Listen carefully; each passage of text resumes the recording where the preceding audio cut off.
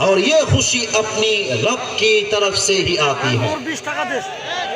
हर रात के बाद दिन की रोशनी छा जाती है और सब्र करने वालों को खुदा की तरफ से नेमत मिल ही जाती है।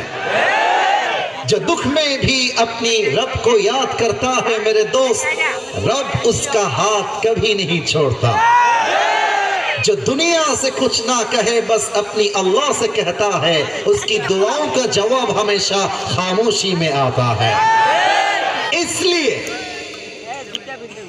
जब तुझे मांगना हो तो उसी से मांग, जब तुझे दुआ मांगना हो तो उसी से मांग, जब तुझे पुकारना हो तो उसी को पुकार, और जब तुझे भरोसा करना हो तो उसी पर कर, क्योंकि भरोसे के काबिल सिर्फ वही है। वो तेरा रब है, वो तेरा अल्लाह है। এবার বলো ঠিক আছে কিনা আমার কথা।